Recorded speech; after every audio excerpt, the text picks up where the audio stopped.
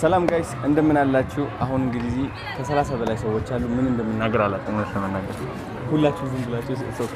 እንግዲህ ዛሬ ማለት ነው የሃርት ቱ ሃርት ፋውንዴሽን አምባሳደር የክብር አምባሳደር ሆኜ ልሾም ነው። ኬኩም አሁን ልንቆርሶ ነው ማለት ነው። በጣም ትልቅ ተአምር እንሰራለን። አሜሪካ መተን ጠብቁን። ትልቅ ታሪክ ነው የሚሰራው። አቶ ብርሃኑ የምትናገረው ነገር ካለ እስኪ አሳልፍ ይልስ። አመሰግናለሁ። አዶናይ በወጣቱ ዘንድ በጣም ተወዳጅና ተጽዕኖ ፈጣሪ በሶሻል ሚዲያ ተጽዕኖ ፈጣሪ የሆንክ ልጅ ነህ።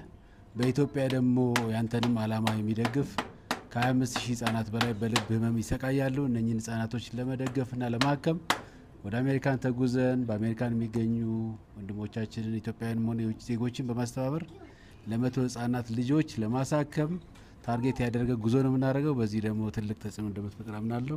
እግዚአብሔር የዛን ጊዜ ያሳየን። ከማርች 13 ይጀምራል ካምፔኑ፣ ከዛ እስከ 21 ይዘጋል ማለት ነው። ተዘጋጁ፣ እንመጣለን። let's go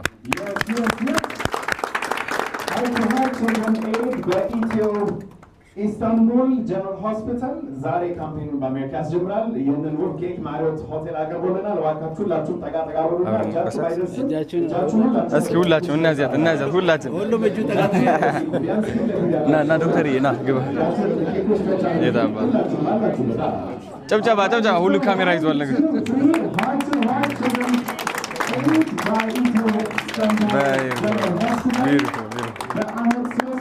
ህጻናትን ልብ ቀዶ ጥገና ለማድረግ ዛሬ በአሜሪካ ለሚጀምረው ካምፔን ከአዶናይ ጋር ተጀምሯል። እንኳን ደስ ያላችሁ። ሞቅ ያለ ተቀበሉ።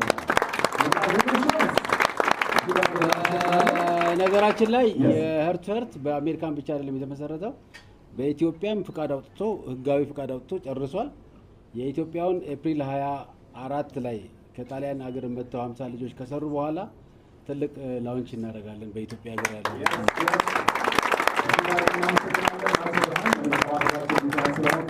ሐኪሞቻችን እንደዚህ ከልብ በሆነ መልኩ መልእክትም ስላስተላለፋችሁ ክቡር ዶክተር ሳሙኤልም እንደዚሁ 20 ሚሊዮን መነሻ ብር ስለሰጡን ለፋውንዴሽኑ የህንፃ ግንባታ በጣም እናመሰግናለን። አሁን ሁላችንም ወደ ግብዣ ስነስርዓት እንሄዳለን። መንገዱን ነጻ ታደርጉና ሁሉንም ወደ ዛሬ ይመራላችሁ ከኃላፊዎቻችን